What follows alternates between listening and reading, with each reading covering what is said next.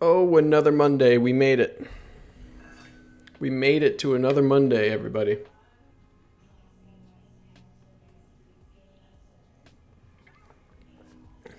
On one side, out of this window, I have my neighbor just mowing the lawn, except it sounds just like a weed whacker. So he's weed whacking his lawn. It's been going on for like 12 minutes.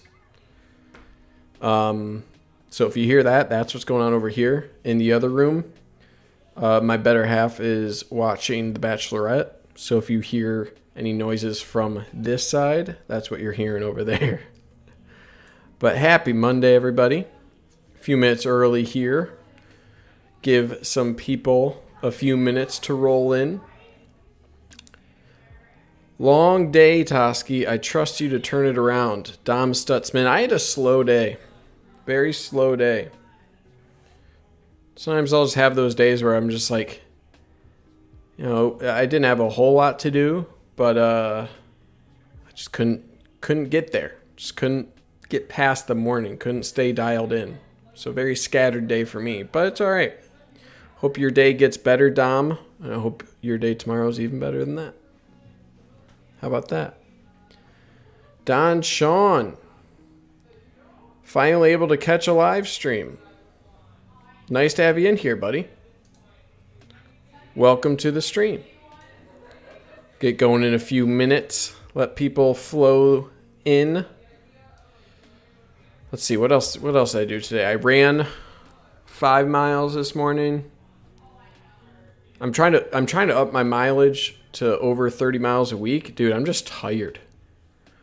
I used to have an issue of like eating after like 9 p.m. Dude, I want to crawl into bed at 9 p.m. It's like, jeez. All right, we got 2 minutes. 2 minutes. We are talking all things defensive breakout players today. That's what we're talking about. This one was a tough list, guys. Offense, I feel like I was like ready with it. I was like, yeah, I know my 3 players.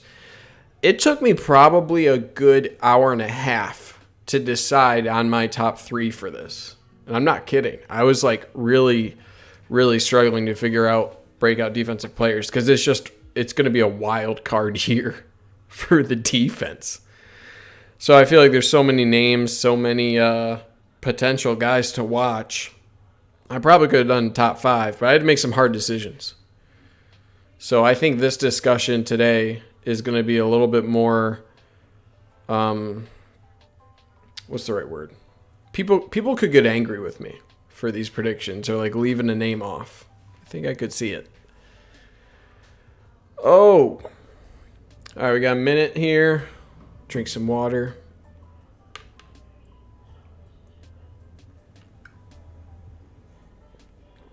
Oh, very hard when we have a whole new system. Yeah, you don't know what it's going to look like. I did factor that in for my my choices, but it's going to be a weird year. And no one really knows what to expect, so we'll see, man. All right, we're right at about 8:30 here, so let's get it cracking. First of all, thank you to the members of the channel, Noah Schroeder, Dylan Girk, Alex Fuller, Aaron Bryant, Andrew Decker, Sam Lee, Terry Pender, Keno Bear, and Logan Evans. These fine gentlemen and gentlewomen have become members of the channel. If you want to become a member, you'll get things like exclusive badges, early access. I'm doing a private live stream Q&A. Sounds weird, but I'm doing it this week.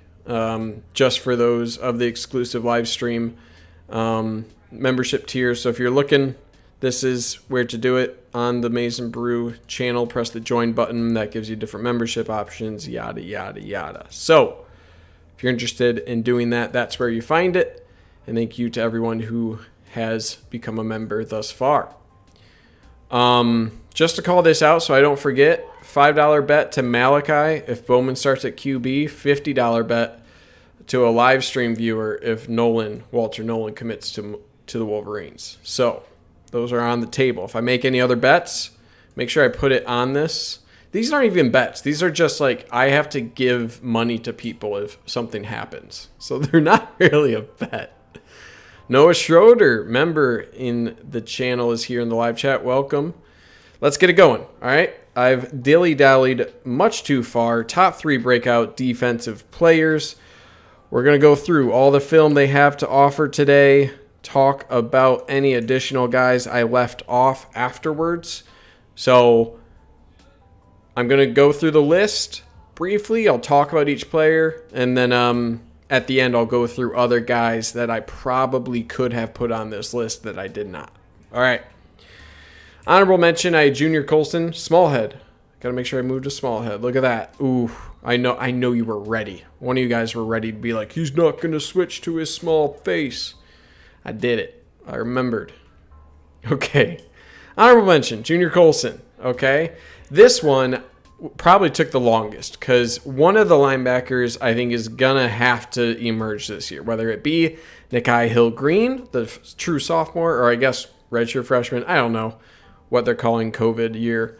COVID freshman, that sounds a little different. Anyway, it's between Colson and Nikhai Hill-Green seemingly as that second linebacker or first linebacker off the bench.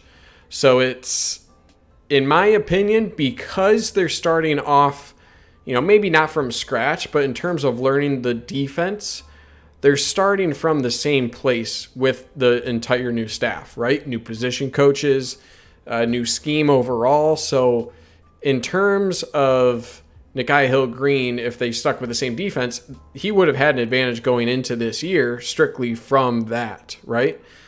He does have playing experience, which Junior Colson does not have in the collegiate game, but Junior Colson has a college-sized body, right? Look at this. I mean, he's just taking out dudes, right? Like he's got phenomenal speed, and I'm just going to replay this because I have more to say about the guy. So yeah, to me, it's between Nikhai Hill-Green and Junior Colson. I think those are just the obvious options at this point. Junior Colson, of course, was a top 100 overall recruit at Ravenwood. So I think it's a good bet for honorable mention just because, and I mentioned in the video as well, linebacker is such a position where there's just no depth. If there's an injury or two, you're looking at the freshman to really contribute. It's the spot that I am most concerned about. So I think Junior Colson brings a ton of speed. He's college-sized already, so his body physically should be there. And he's starting at the same spot from a mental standpoint in learning the defense than anybody else. And I think that is a huge factor in why I think Colson has a shot to edge Nikhai Hill-Green. Otherwise, without that, could have been a decent bet to have Nikhai Hill-Green in this spot. Okay? All right, moving on. Hold on. Let's see. Noah Schroeder was watching highlights from last year. Vincent Gray. Oh, never understood why they didn't toss in some freshmen just to see what happens. I'll get to that. It's a little worrying is my short answer. And Don Sean, make sure you're liking the video. I could get behind that. You don't have to call him that, Don, though. Make sure you find people here in the chat are liking the video. How about that? Okay, moving on, number 3, Jordan Whitley. So this is another pick where you could very easily argue and say, well, Jordan Whitley's already established, right? He played last year at Oregon State. It's not like he's a freshman who hasn't seen the field yet, right? And as far as experience, Jordan Whitley here has it, right? So you very well could argue that Jordan Whitley shouldn't qualify as a breakout player considering his age. To me, I think it still counts just because he hasn't really emerged as a top flight defensive tackle in FBS. He's had a lot of health issues, right? I covered him in my episode of Talking Transfers. He's 350 plus, or he played that in previous years, so he's a big guy. He tore an ACL, obviously. He's a different guy than he was back when he was a running back. He had a heart tumor removed. He had a lot of stuff going on. So he's poised to have a big season. This is filmed from his time at Laney College. And he was just throwing people around really willy-nilly. So I think Michigan, again, the depth chart almost just lends itself for both defensive tackles, or nose tackles, I should say. I mean, this clip alone is why I put him on the list. But the nose tackle position is so light this year. I mean, you can move Donovan Jeter down there maybe, but you got Maize Smith, and that's it. That's really it, right, for experienced nose tackles. So almost just by default, one of those guys had to make this list, and I think Whitley provides more upside. It's just a riskier pick.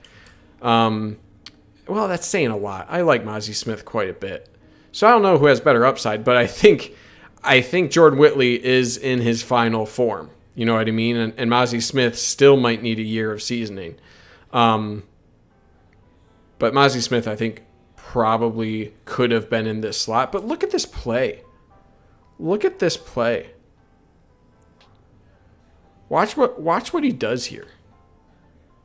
He goes all the way like to the sideline chasing down a screen pass. I don't know, man. I think Whitley could be just a different animal if things pan out for him. They put in Jalen Perry, MSU. He was getting burned, yeah. McGrone shouldn't have left. McGrone got drafted. I get what you mean, Udi Biga, but so pumped about the season. Good to hear, Michael Long. Welcome. Whitley is the anchor we need, hopefully. Yeah, he's going to be in the rotation. Jeter is not really undersized for the nose tackle position anymore. Let me look up the Michigan updated roster. G Money. I like that name. Let me pull this up. We're looking for Donovan Jeter. I mean, he's 325. All right, so he definitely bulked up. He put up some size there. So 325, you can hack it, right? Because Maize Smith, 326. All right, same exact height. So Jeter's definitely big enough to hack it at nose tackle, but I think they want him used elsewhere. Mike Morris in my top 3. Yeah, that's a good pick. That's an interesting pick. I thought about him a little bit. Okay. All right, moving on to number 2 here, DJ Turner.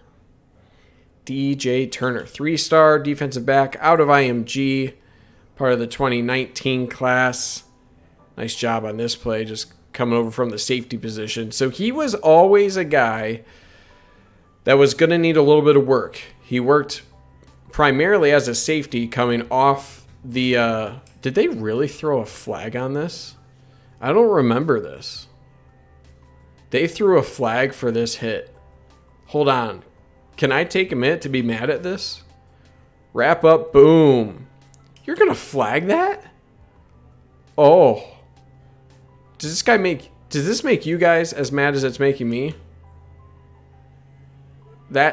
What a textbook tackle. You're going to flag him for that? You can see his teammate was just like, what? That's incredible. That was flagged. So yeah, DJ, I mean, again, this is just it's kind of a benefit of what's a position of need, right? What is a position of need? And wow. Oh yeah, he destroyed that dude's leg. I remember that. Or at least it looked like it.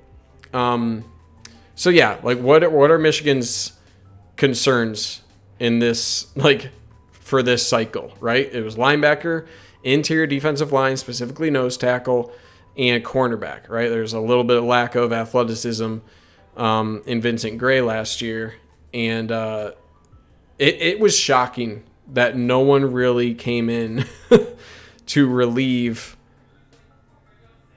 Vincent Gray last year when he was clearly struggling, right? It's nothing against him.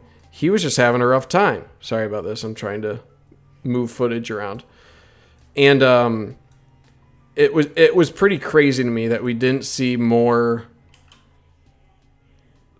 rotation, right? We tried to put in Jalen Perry for like one play. I think DJ Turner only got in for one play as well, but it was kind of alarming.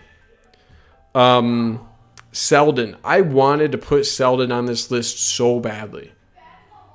In terms of all of like the freshman feature and recruit review episodes that I've done in the past couple of years, Andre Selden was the guy I was sure, great hit there, was sure that he was going to make an impact, and very quickly. And I haven't heard Andre Selden's name at all. So that's concerning to me and very perplexing. So that's the only reason that Andre Selden did not make this list. It's just because I haven't heard his name, right? You think they would mention his name at least once, and I just haven't seen it. Maybe they're trying to keep him as like a secret weapon or something, but I think the timing just works out for DJ Turner well, because like I said, out of high school, his main criticism was technique. His back pedal wasn't really refined, didn't have to deal with the press all that much, operated as a safety. So there were a lot of things he had to work on coming into Michigan. And usually when that's a guy's main hang-up, they'll eventually get there, okay? When the opposite, when, he has good technique, but he's a little bit limited, there's not a ceiling there as much, right? So DJ Turner, the timing just lines up with him. It's in his third year. You think by now he would have that down. Had a couple of years to marinate, right? And now he's going to be able to realize that. It's now or never for him, and I expect him to be like the first guy to get a shot even if he doesn't beat out Vincent Gray. I think he has the athleticism and the talent to overcome and be the guy for this year. I'm not expecting him to be all conference or anything like that, but we'll see. Anytime I hear Selden's name, it's as nickel, but I haven't heard like the staff say it. Maybe I'm not listening to the right interviews or anything, but I just can't remember the last time that I like heard a coach bring up his name. I just didn't. It makes the most sense for him to be in a as that nickel corner. But I feel like I would have just heard more about it by now. That's the weird thing. Noah Schroeder, curious what defensive position you think is the strongest. This is a great question.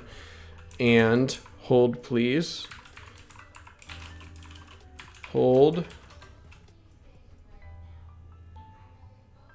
Did I not do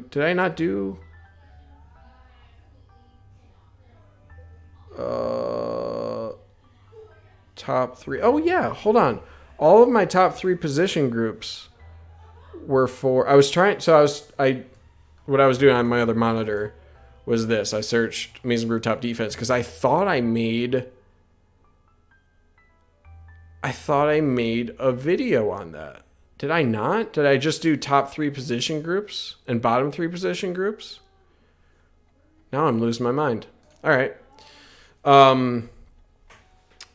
What do I think is the strongest position?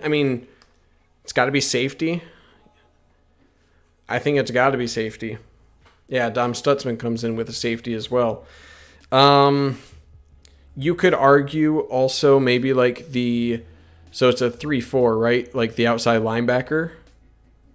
Maybe the outside linebacker, defensive end, like the rush position. I think Ojabo is a guy to watch. Speaking of which, number one here. You got Hutchinson. I think since Taylor Upshaw is another guy I was thinking about putting in this episode, he could be breaking through this year as well. So I think that position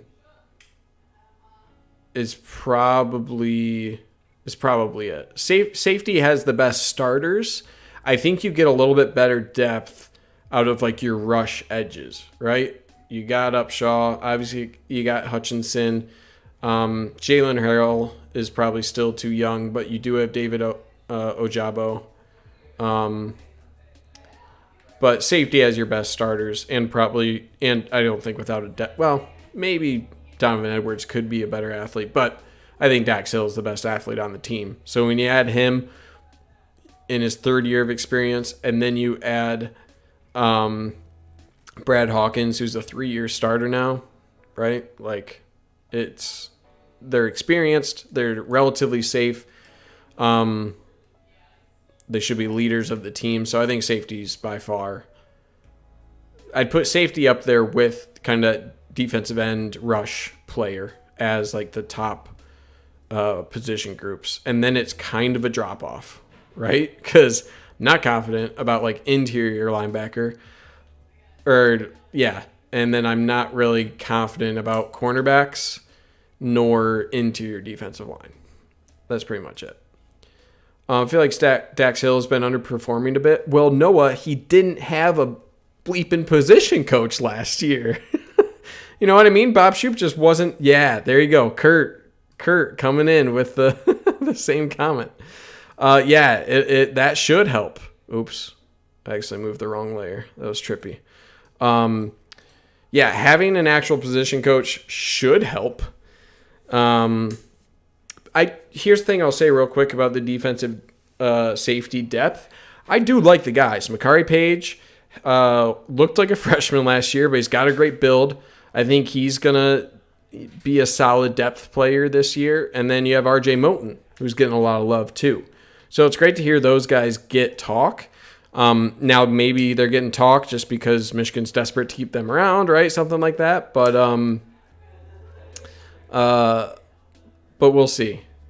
I don't know. I just saw Dax get mossed by Ronnie Bell today. Yeah, that was a jump ball. If you ever went back and watched the first ever recruit review episode I did back when I was with MGO Fish, I was showing basketball highlights of Ronnie Bell doing like between the legs dunks. Okay, so in terms of a jump ball, sure, maybe Dax Hill isn't the best in a one-on-one situation, but Dax can run a 4.3 and Ronnie Bell can't. So that was Ronnie Bell's advantage in that one. What position is most important for that Ravens defense that McDonald will be implementing? I mean, it's the Matt Judon position, which is, in my opinion, what they're going to do with Aiden Hutchinson, right? It's a guy that can be anywhere on the defensive line and even hack it as an outside linebacker. So that is 100% like the Viper position that is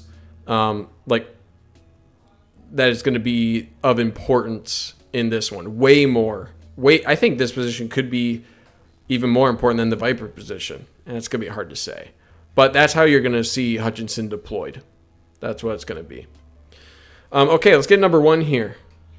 David Ojabo, right? I think I was saying Ojabo like the entire flipping video.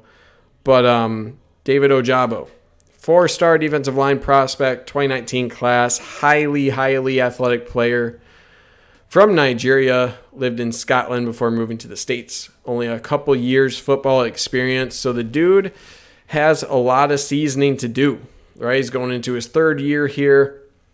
This is exactly why this actually was a good segue from that question on why I chose Ojabo. That position is going to be so heavily frequented, and it's why they're recruiting so many of those type of athletes for the future, because having a highly athletic defensive end sized guy who can also hack it in space as a linebacker, that is everything in a 3-4 defense. You go back and watch what Matt Judon does for the Ravens, it's insane. So that's something where you're just trying to find the next Uche, right? That's kind of what you're looking for in one of those guys. And I don't think, he's not that level of an athlete. I think he is more defensive end sized than what you had in Uche. Uche is like a pure rush guy. So I think you have a little bit more inside versatility and size out of Ojabo. But I think he's going to be a guy. He ran a 10.9 something 100-meter dash, which is pretty phenomenal at that size. Okay, and you don't just lose that. Okay, sure, you might get a little stronger, maybe put on a few pounds and lose like a couple hundredths, but that speed's still there. You're not going to lose that. So that just speaks to how much of an athlete he is. And again, I think it's only number one on this list because of the importance of that position overall. And you're going to need multiple guys, right? Hutchinson can't do it all. I think Ojabo is someone who really benefited from a new regime, and he fits that position really well. Because it was interesting. Don Brown obviously created a role for Josh Uche for that, but there were a lot of people's complaints he wasn't on the field enough. I'd probably agree to some point, but Michigan wants to use multiple of those guys, right? Like, it's no longer is it just like, oh, we have an Uche type guy, let's scheme him into this defense. It's this rush end backer is integral to our defense. So having a guy like Ojabo with a couple years experience under his belt now, he should fully be able to take advantage of that now more than ever. Blueprint JTV, welcome to the stream. Ojabo is going to be next great pass rusher. He was killing it in the spring game. Yeah, because he's also, think about last year. He had trouble getting out of Scotland because of the international travel ban. He was stuck there. He was visiting family back in Scotland. Couldn't get back to the U.S. until like mid-July. So that's some lost time, right? Add in a pandemic, and he's so young in the game of football. So I really get intrigued by those guys. So yeah, reminds me of Ojemudia before his injury. Yeah, think about what Mario Ojemudia would have been used in kind of that role, right? Yeah, I'd have to relook at the frame of Ojabo. I think it was pretty long. Seemingly has some pretty long arms. But yeah, it'll be interesting to see how they deploy him.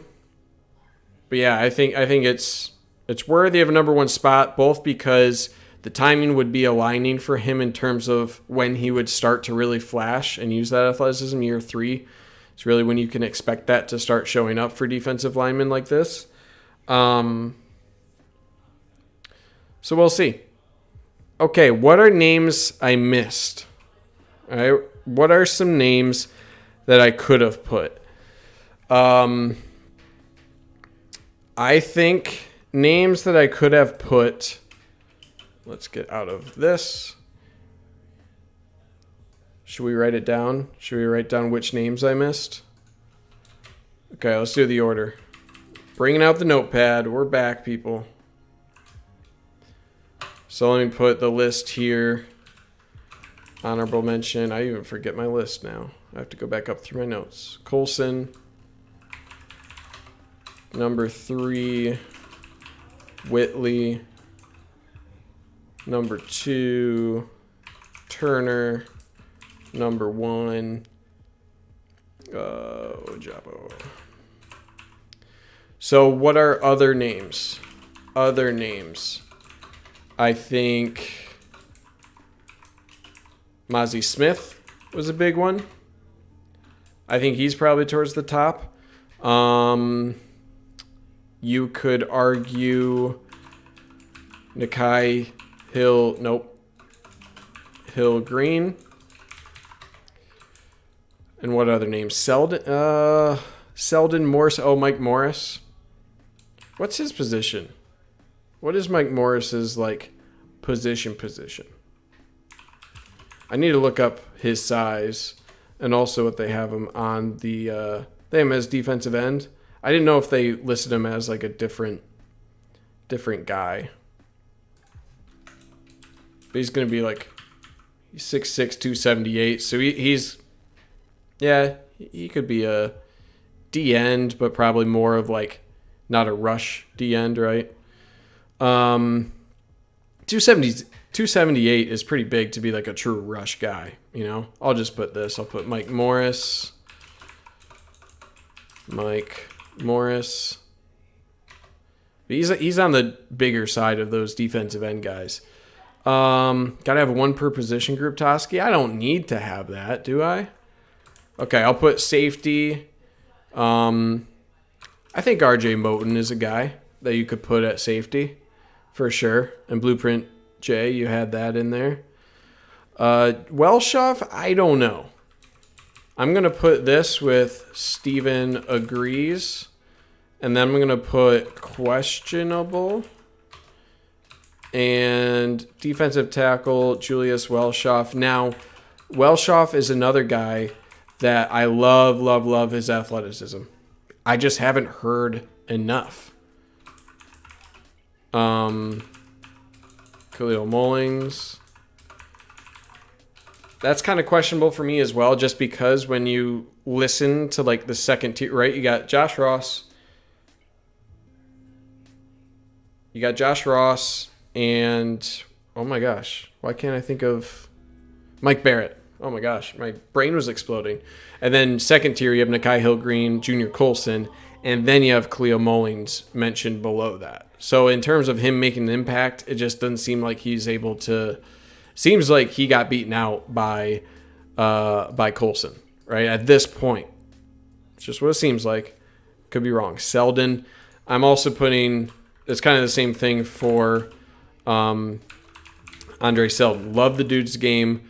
But again, just haven't heard much of him at all. It's concerning at this point, right? Let's see. What happened to Jordan Morant? Just haven't heard him enough. Again, haven't heard his name enough. Hoping to get Ross flying around again. Looked slow last year. Yeah, he looked like he didn't know where he was going. And that's something that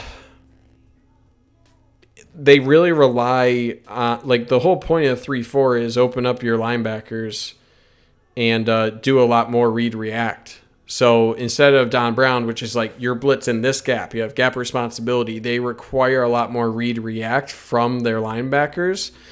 Or at least that's going to be the plan going into this season. So Josh Ross seemingly was like mentally kind of like questioning himself or trying to fill in for the defensive line. He just looked out of sorts. So we'll see how he does this year. These are good ones. I'm going to put like early still. And I'm going to put probably both McGregor, Braden McGregor, and well, you know what? I think you got a point. I think if you're gonna do another cornerback, Jaden McBurrows. That's how you spell it, right? Is it just Jaden? That looks more right, but it kind of looks wrong as well. Is that how you do it? No, it is Jaden. Oh, okay. You know what I was looking at? There is an apostrophe there. Jaden. Okay. I knew it. But yeah, this was crazy because he was 165 out of high school, right? And then you go to where he's at now. This was like the craziest thing on the updated roster. Roster. Oh, wait. Was that a type? Didn't it say that he was listed at higher than that? I thought he was just listed at like 190 something. Right? Like, I thought he was listed at that. Wasn't he? That must have been a typo or something. So he's still a little small. I mean, he doesn't need to get up that much. But he could be a guy. If there's an early cornerback to make some noise, you know, I haven't heard Eamon Dennis's name a whole lot. Obviously, Jalen Perry moved over to safety. So he's a good name to put up there as well. Any excitement for G-Man Green? Oh, dude, G-Man Green, I think I said this last time. I think G-Man Green is like a top 3 round potential draft pick. He's going to get drafted. I truly think G-Man Green can get there. So I have really high hopes for him. He was another guy who there were no questions about his closing speed. He had enough long speed. It was just about putting it all together. And he has the athleticism, and now he's turning, I think, into a plus cornerback. I think he could be really good. And he's got a great frame. I think G-Man Green's going to be one of the highlights. So I think he was really getting there last year. So I wouldn't even consider, like, I think he's already broken out to me. So we'll see. Is Gabe Newberg any good? I think it's still early for him. I think it's just a year early. It's tough for me to put Braden McGregor just because that knee injury seemed really bad. And it seems like it's just taken a long, long time for him to get there. So I bet he has to go through a lot of conditioning to get back up, a lot of strength training. I think this year, in the way I put Ojabo, I think David Ojabo could be like the guy who kind of fills in next year for Aiden Hutchinson, kind of in that main role. Braden McGregor, I think, is behind Ojabo in that regard. So that's why I think if without that injury, without the really long rehab he had there, he probably would be a contributor this year more than what we're expecting out of Ojabo. German hasn't really played more than special teams. They apparently moved him over to cornerback, but again, I think he's behind a few names. Let's see. I think this is pretty good. I'm still going to put like a question mark just because you do have Darian Green Warren there as well. Andre Selden obviously is out there, even though he's like questionable on the list. I just think you have enough bodies to try ahead of Jaden McBurrows at this point. So we'll see. Barrett is interesting because we don't know if he will move inside or stay as outside backer. He's going to be on the inside. They have him and they have him operating on the inside with Josh Ross. Welshoff is just an interesting prospect. Don't know much about him. Yeah, German downhill skier that was just doing backflips, and he's a super athletic guy. Coming from Germany, there's a lot to learn, right, from technique. So, again, it's getting late early for him. So, I was super high on him, but it just hasn't put it together. I mean, he's getting some mention. So, when I say, like, I would have expected him to already break out by now. So, it is getting late a little early for him. So, we'll see. I think he'll crack the rotation. Just about consistency with him. Who do you think is going to be returner number one? You're talking about kick returner or punt returner? I'd like to see a guy like AJ Henning out there for punt return. I think he has a good skill set to do well there. Ronnie Bell's another name, but you don't want to put one of your captains back there. Really, a younger guy could do really well. I think punt return, you should go Donovan Edwards. Right? He's your third running back, so you still protect Haskins. Haskins wouldn't be a returner. But still protect Blake Corum. Get the young guy some involvement. So I would actually probably go Donovan Edwards. On kickoff, I don't know who I'd want on kickoff. Probably AJ Henning again. Roman Wilson could be another guy. Blake Corum, I want to... Like, Blake Corum's great, but I like putting like a young, really athletic guy as my returner. Just because those guys, it's a super fast play. I don't know the statistics around like injury during those plays, but I have to assume it's a little bit higher, right? It's kind of, those are scary plays. So that's why I don't really want one of my running backs in that position. I'd rather take a guy or Sainristil. Sainristil could be a good option on punt return as well. So I think this is a great year in terms of returners. I think there's going to be a lot of guys that you can do it or that you can put there and they'll do a good job with it. Don't put Dax Hill back there. Terrible decision, Dom. Don't do it. You put your absolute best defender back there. I guess you put Jabril Peppers. I'll say this. Dax Hill is very, very valuable as a safety, I don't think he's like an elite returner in the same way that Jabril Peppers was. Okay, Jabril Peppers was really, really important to the defense, but he was also just way better than almost any returner in the nation. Okay, and I don't think Dax Hill has like best in the nation return ability.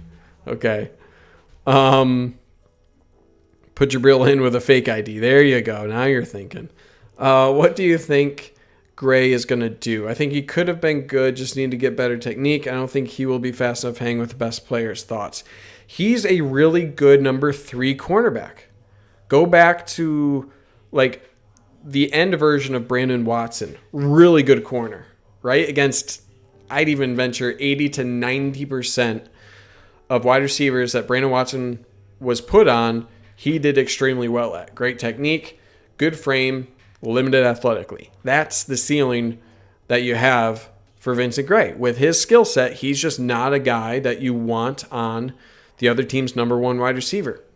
Sorry. Like, there are just elite athletes. It's why some of the best athletes in the world of football are put at cornerbacks, because they're that valuable.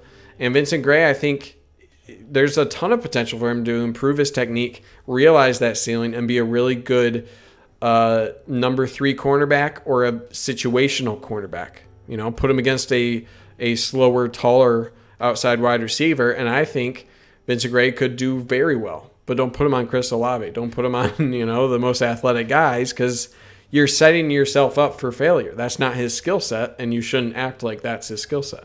He can still be valuable on the team, but he shouldn't be. Like, he shouldn't be the guy you're relying on for the other team's best wide receiver. He can be a very valuable member of this team, just not deployed in that regard. Cade returning punts? What can't he do? What? It's a very weird thing to say.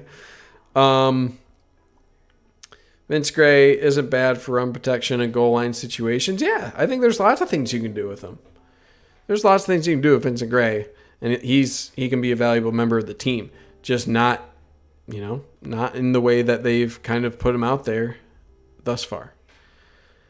Michael Long earlier said, everyone is sleeping on Michigan, telling you I will be back here in the comments at the end of the season saying I told you so.